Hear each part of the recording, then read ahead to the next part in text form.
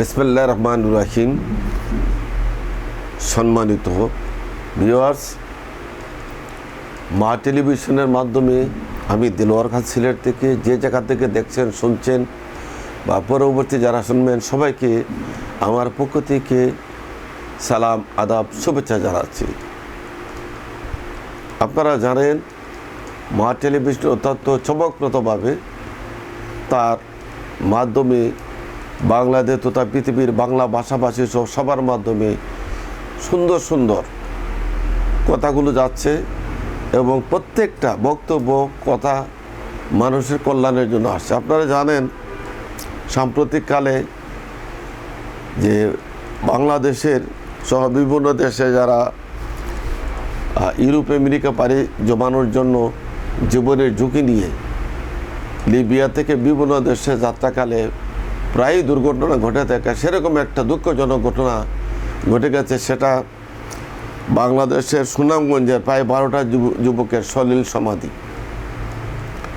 তার প্রত্যেকের পরিবারের মাথায় হাত। আমরা জেনেছি আপনাদের মিডিয়ার মাধ্যমে যেটা জানতে পারছি, পর্যাপ্ত খাবার ছিল না এবং তারা যে সাগরে যে পথভ্রষ্ট হয়েছে তার যে দিক কোন দিকে যাবে সেই জিনিসটায় মাছ সাগরে সে ঘুরতে থেকে তারা অতিরিক্ত সময় দিন যাওয়াতে খাবার সেই পর্যন্ত থাকে নাই। আর দালাল তো দালালি। এই ব্যাপারে আমরা সবাই সতর্ক হতে হবে। আমাদের প্রিয় সন্তান, আমাদের প্রিয় ভাই জাতি এভাবে আর জীবনের ঝুঁকি নিয়ে দালালদের খপ্পরে করে মিষ্টি মিষ্টি কথা যেন আর না জড়িয়ে তাকে আটকায় রাখতে হবে। আজকে এই সুনামগঞ্জের ঘরে ঘরে হাহাকার, 12টা তরুণ তার আর সলিল সমাধি, তাদের কোনো জীবনের অস্তিত্ব নাই, তাদের কবরের চিহ্ন নাই, কিচ্ছু নাই, সাগরের সলিল সমাধি। আল্লাহ পাক তাদেরকে কবুল করুক এবং তাদেরকে সর্বোচ্চ মুকামে দান করুক, আমিন। পাশাপাশি আপনারা জানেন অবসরপ্রাপ্ত মেজর হাফিজ বীর মুক্তিযোদ্ধা ওনার স্ত্রী দিলারা হাফিজ ইন্তেকাল পরমে আছেন। ইন্না লিল্লাহি ওয়া ইন্না ইলাইহি রাজিউন। মানবাধিকার সংগঠন হিউম্যান রাইটস ওয়াচ ট্রাস্ট বাংলাদেশের পরিবার পক্ষ থেকে আমরা তার রুহের মাগফিরাত কামনা করছি এবং তার শোক সন্তপ্ত পরিবারের প্রতি সমবেদনা জ্ঞাপন করছি।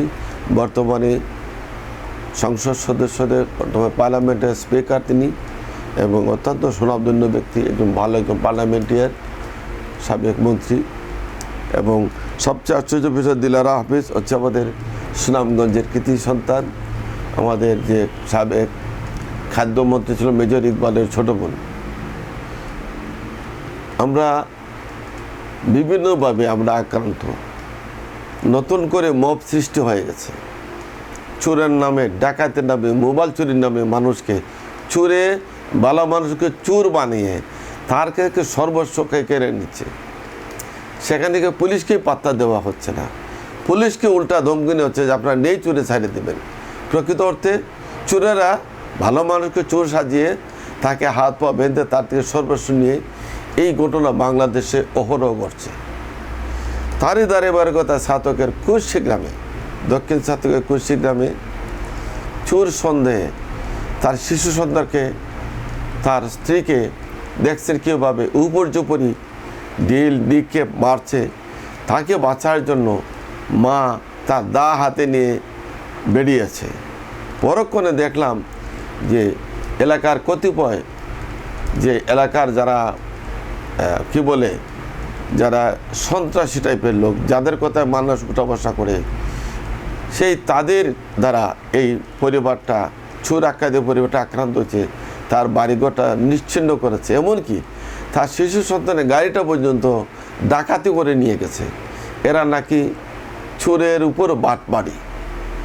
আমাদের বক্তব্য স্পষ্ট, মা টেলিভিশনের মাঝে আমরা বক্তব্য স্পষ্ট, তা হচ্ছে প্রকৃত অর্থে যদি সেই লোক চুরি করে থাকে তাহলে তার বিরুদ্ধে পুলিশের মাধ্যমে যথাযথ আইনগত ব্যবস্থা গ্রহণ করা হোক। কিছু কিছু বক্তব্য ওরা দিচ্ছে আমরা চোরের কে প্রশ্রয় দিয়েছে। আরে বাবা, চোরের প্রশ্রয় তো তোমরাই দিচ্ছ। তোমরা দেশে আইন কানুন মানতেছ না, পুলিশের শাসন মানতেছ না, আইনের শাসন মানতেছ না, পুলিশকে বিশ্বাস করতেছ না, আবার বিপদে বলে পুলিশ ছাড়া কোথায় যাও। আমরা এই নিন্দা জানাই। আমরা সোশ্যাল সমাজ, মানবাধিকার সংগঠন, সচেতন নাগরিক ফোরাম সবার পক্ষ থেকে আমি নিন্দা জানাচ্ছি।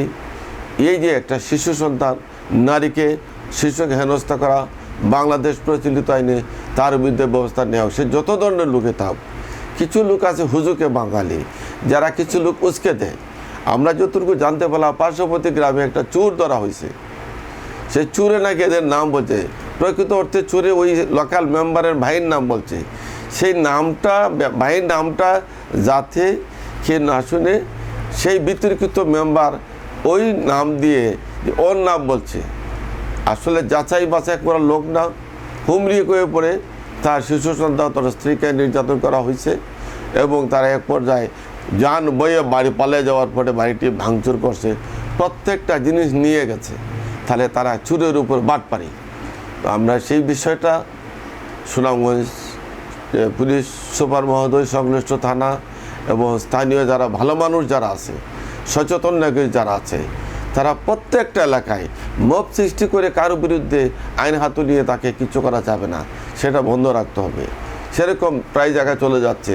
হ্যাঁ, আপনার যেহেতু প্রতিমা মানুষের চুরি করছে, তাই আটকান, দরজার সামনে কথা বলেন, পুলিশ ডাকেন, পুলিশকে দিয়ে দেন, পুলিশ ছেড়ে দেয়। আর পুলিশ ছেড়ে দিতে আপনার মামলা যথাযথভাবে মামলা বাদী হয়ে মামলা নেন, তাহলে পুলিশ ছাড়বে না।